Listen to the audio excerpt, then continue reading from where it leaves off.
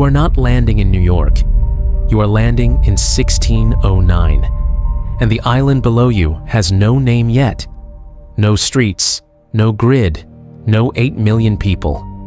Just forest, just silence, just a river so wide and so clean that when the first Europeans saw it, they thought they had found the passage to China.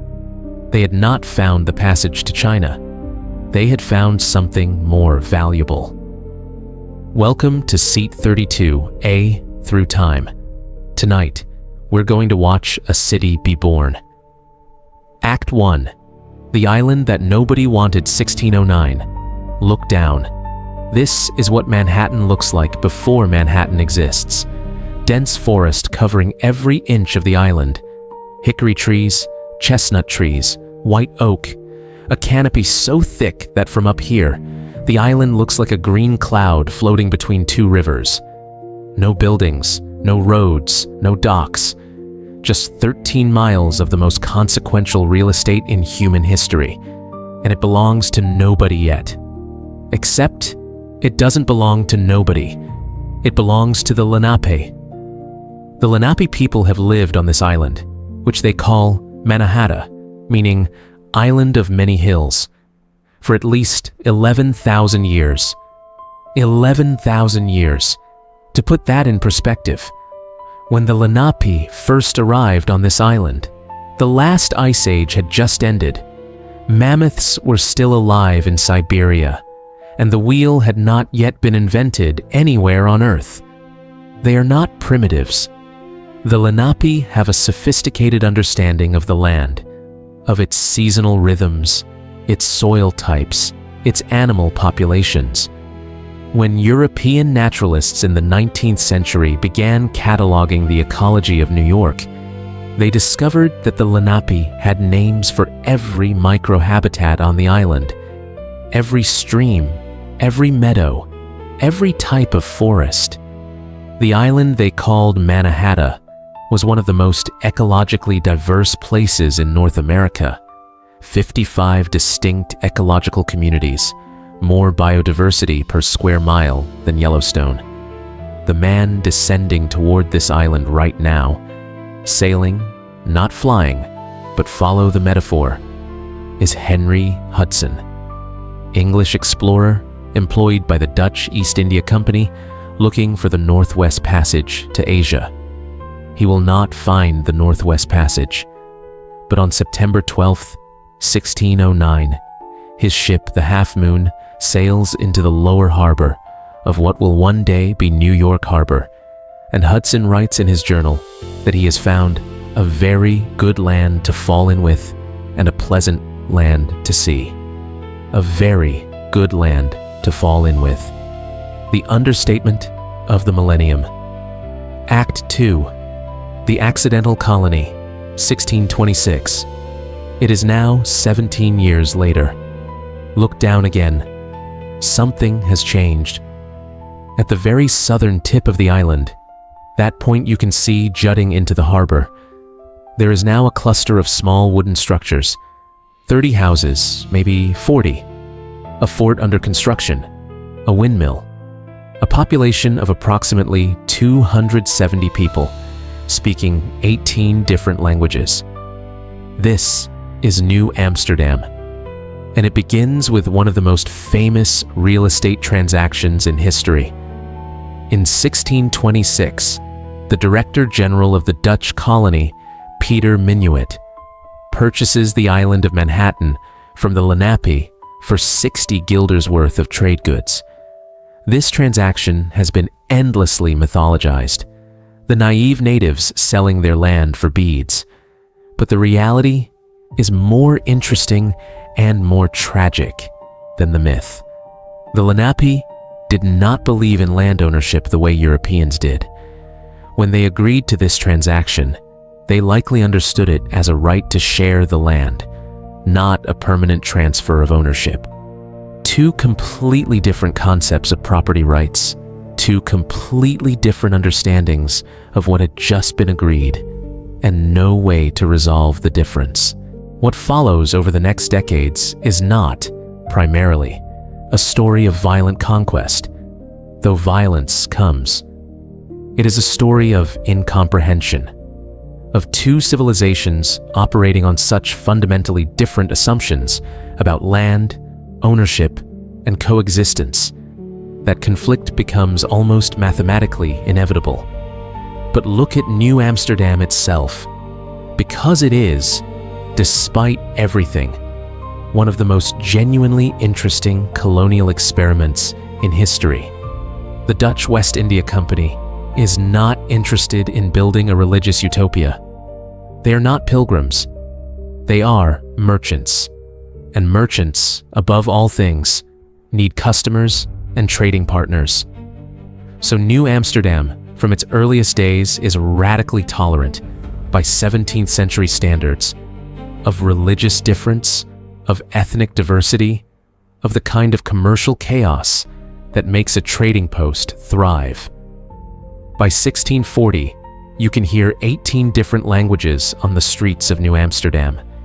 There are Dutch Calvinists, Walloon refugees, German merchants, Scandinavian sailors, Portuguese Jews who have fled the Inquisition, enslaved Africans who have been brought here against their will, and free black people who have somehow navigated the brutal colonial system to establish their own farms just north of the settlement.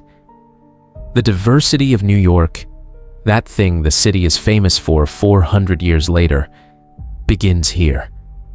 In a muddy Dutch trading post at the bottom of a forested island, where the only thing everyone has in common is that they are trying to make money. Act 3. The city that almost wasn't 1664, August 27th, 1664. Look toward the harbor.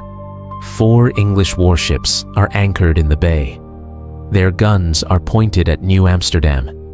The English King Charles II has decided, somewhat arbitrarily, as kings do, that this Dutch colony sitting in the middle of his North American claims is an irritant that needs to be removed.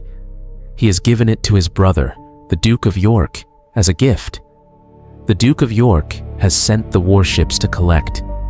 The Dutch Director General, Peter Stuyvesant, a man with a wooden leg and a legendary temper, wants to fight. He climbs to the top of the fort and looks at the English ships and shouts that he will never surrender. His own citizens write him a letter, signed by 93 people, including his own son, asking him, please, not to get them all killed. Stuyvesant surrenders. Without a single shot fired, the Dutch colony of New Amsterdam becomes the English colony of New York, named after that same Duke of York who sent the warships. Peter Stuyvesant retires to his farm on the island, the Boerij, a word that will eventually become the Bowery, one of New York's most famous streets. He lives there for the rest of his life, occasionally complaining about the English. New York is born not with a battle, but with a letter signed by 93 ordinary people who did not want to die for someone else's real estate dispute. This is also, when you think about it, a very New York thing to do. Act 4. The Revolution, 1776. Now look down at a different city. It is 1776, and New York has grown. The southern tip of Manhattan now holds a proper town, Georgian brick buildings, a proper grid of streets in the lower part of the island, a harbor full of ships. Population approximately 25,000, the 5th largest city in the British Empire, and it is about to become a battlefield. On July 9th, 1776, 5 days after the Declaration of Independence is signed in Philadelphia, George Washington has his troops assembled on the Commons, which will one day become City Hall Park. A rider arrives with a copy of the Declaration. Washington orders it read aloud to the troops. That evening, a crowd pulls down the gilded lead statue of King George III on the Bowling Green. Right there, at the bottom of Broadway, you can still find the Bowling Green today, and melts it into 42,000 musket balls. The symbolism is almost too perfect. But New York's role in the Revolution is more complicated than the statue story suggests, because New York is, in 1776, deeply divided. A significant portion of its population are loyalists, people who support the British Crown, who have built their lives within the empire, who see revolution as dangerous radicalism. When the British fleet arrives, 400 ships, 32,000 soldiers, the largest expeditionary force Britain has ever sent anywhere, British occupation, and defeats Washington's army at the Battle of Long Island of the British in August 1776. Loyalists, many New Yorkers across the colonies, quietly relieved. The city's population actually increases during the occupation, and when the British finally leave in November 1783, when Washington rides back into the city in triumph, roughly 60,000 loyalists leave with them. They go to Canada, to the Caribbean, to Britain. They take their furniture and their businesses, and, in many cases, their enslaved people with them. The New York that emerges from the Revolution is a different city from the one that entered it. More committed, or at least more publicly committed, to the ideals of liberty, though those ideals will take another century and a devastating civil war to be applied with any consistency. And it is growing. God, is it growing? Act 5, The Hungry City, 1850. Look at the harbor. It is 1850, and the harbor is almost impossible to describe. Hundreds of ships, sailing ships, steamships, the last of the great packet ships and the first of the ocean liners, creating a forest of masts and funnels that stretches as far as you can see. On the docks, a continuous roar of activity. Barrels, bales, crates, cotton from the American South, grain from the Midwest, manufactured goods from Britain. New York in 1850 handles more cargo than Boston, Baltimore, New Orleans, and Charleston combined. It is, by this point, the undisputed commercial capital of North America, a position it will never relinquish. But the most significant cargo arriving in New York Harbor in 1850 is human. The Irish Famine begins in 1845. By 1850, 1 million Irish people have died of starvation and disease, and another million have emigrated, many of them to New York. They arrive with almost nothing. They are Catholic in a Protestant country, poor in a city that does not know what to do with poverty at this scale, desperate in a way that makes desperation visible and therefore uncomfortable for those who are not desperate. They build the city, literally. The brownstones, the sewers, the aqueducts, the early subway tunnels, built by Irish hands at Irish cost, frequently Irish lives. The draft riots of 1863, 4 days of some of the worst urban violence in American history, ostensibly about the Civil War draft, but really about poverty and race and the desperation of people who have nothing and fear losing even that, are largely an Irish riot. The targets are the city's black community, who are perceived as economic competitors, and the houses of the wealthy, who are perceived as exploiters. New York in 1850 is not a comfortable place. It is a hungry, ambitious, violent, extraordinarily alive place. The death rate in the most crowded neighborhoods is higher than anywhere in Europe. The streets of the Five Points, that infamous slum just north of City Hall, are a world that Charles Dickens visits in 1842 and describes as worse than anything he has seen in London. And yet, people keep coming. Because terrible as it is, it is better than what they left behind.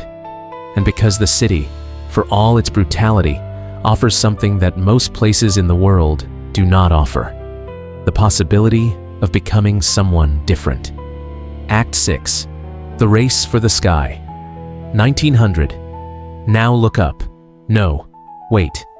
Look down and notice what's missing. It is 1900, and the skyline of Manhattan is just beginning its transformation into the thing we recognize. The Brooklyn Bridge has been standing for 17 years, the most dramatic piece of engineering in the Western Hemisphere. The first skyscrapers are rising. 10 stories, 15 stories, 20 stories. Each one a bet on the future. A statement that this city intends to go vertical because it has run out of horizontal. And the people keep coming. Between 1880 and 1924, approximately 20 million immigrants passed through New York. The peak years are 1900 to 1910, nearly 9 million people in a single decade. They come from places that most Americans in 1900 could barely find on a map: Galicia, Calabria, the Pale of Settlement, the Austro-Hungarian Empire, the Ottoman Empire. They speak Yiddish, Italian, Polish, Greek, Hungarian, Ukrainian. They arrive at Ellis Island, that small island in the harbor visible from this altitude, carrying everything they own in a single bag, having traveled weeks by steamship in conditions that would be considered criminal today. They are processed at a rate of up to 10,000 per day. Medical inspections, name checks, questions about anarchism and polygamy and whether they have a job waiting. Most pass through in 3 to 5 hours, and then they step off the ferry onto the streets of Manhattan, and the city hits them like a physical force. The noise, the scale, the smell, coal smoke and horse manure, and the Hudson River and 10,000 kitchens all cooking at once. The absolute indifference of the city to their arrival. Nobody is waiting to welcome them. Nobody explains where to go or what to do.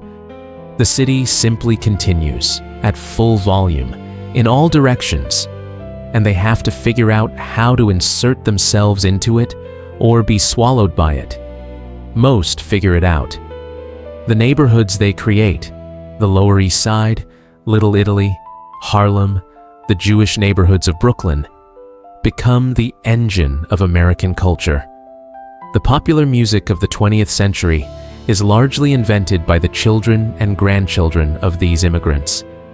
Jazz, blues, rock and roll, musical traditions that begin in the American South, but are amplified and distributed to the world through New York. Broadway, Hollywood, the publishing industry, the garment industry, the labor movement, all of them shaped decisively by the experience of people who arrived at Ellis Island with nothing and built something from it. And above it all, the skyscrapers keep rising. The Flatiron Building in 1902, the Metropolitan Life Tower in 1909, the Woolworth Building in 1913. At 792 feet, the tallest building in the world, called the Cathedral of Commerce by the press, dedicated with a ceremony in which President Woodrow Wilson presses a button in Washington that illuminates 80,000 electric light bulbs simultaneously. The city is showing off. The city has always shown off, but now it has the technology to show off in 3 dimensions. Act 7. The Capital of the World, August 14th, 1945. The war is over. Look at Times Square. The photograph that Alfred Eisenstadt takes today, a sailor kissing a nurse in Times Square, will become one of the most reproduced images in history. But the photograph doesn't capture what Times Square actually sounds like at this moment. The noise is described by witnesses as physical.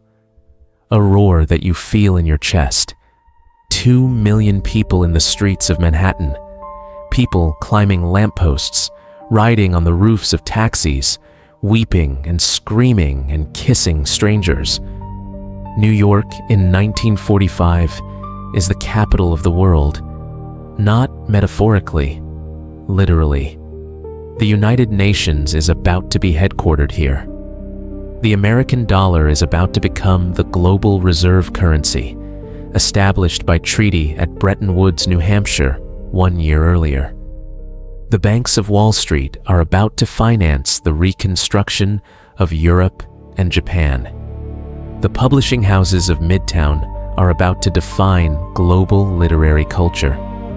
The television networks being established in these same buildings are about to create a shared American and then global popular culture. Europe has spent 6 years destroying itself. Asia has spent a decade destroying itself. Latin America, Africa, the Middle East, all of them looking toward New York as the center of a new world order. New York accepts this role with characteristic modesty, which is to say, no modesty at all. The skyline that rises in the post-war decades is the most aggressive architectural statement any city has ever made. The United Nations Secretariat, completed in 1952, that glass slab on the East River, announces that modernism has arrived and the old world is over. The Lever House in 1952, the Seagram Building in 1958, and then, in 1973, the World Trade Center, twin towers rising 1,368 feet above the harbor, visible from 50 miles away, the physical embodiment of a city that has decided it is the center of everything and intends to prove it architecturally. For exactly 28 years, the Twin Towers are the most recognizable buildings in New York. Then on a Tuesday morning in September, the city and the world learn something about towers and what can happen to them. But that is a story for another window. Act 8. The city that never finished 2025. Now we are back.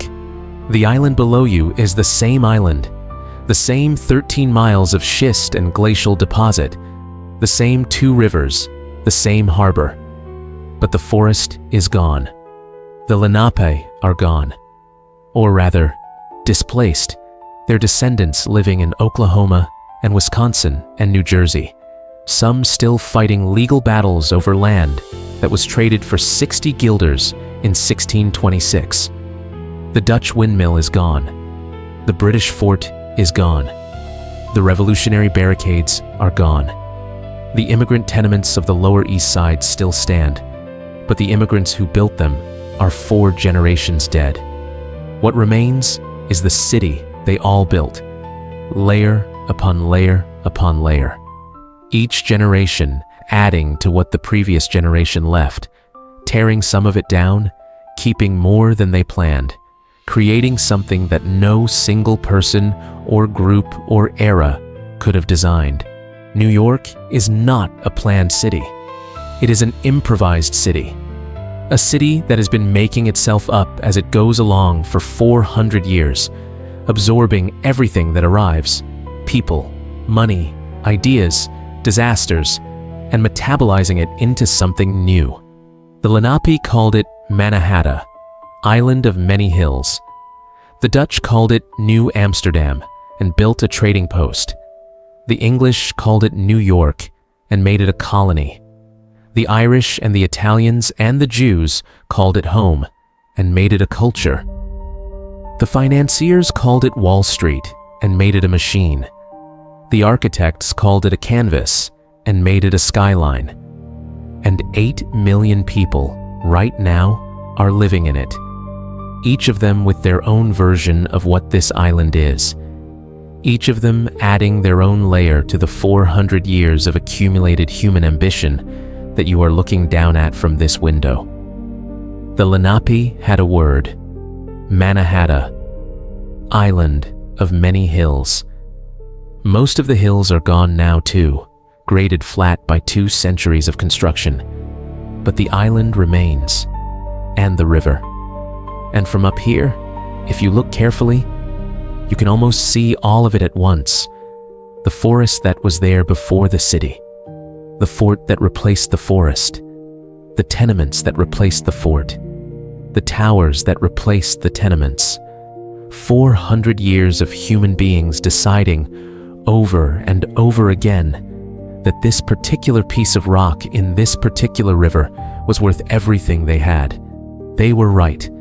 This was Seat 32, A, through time, New York City, 1609 to 2025. Same island, different world, every single time. Next time, we go back further, much further. Same seat, different century, same question. What was this place, really? Subscribe and find a window seat.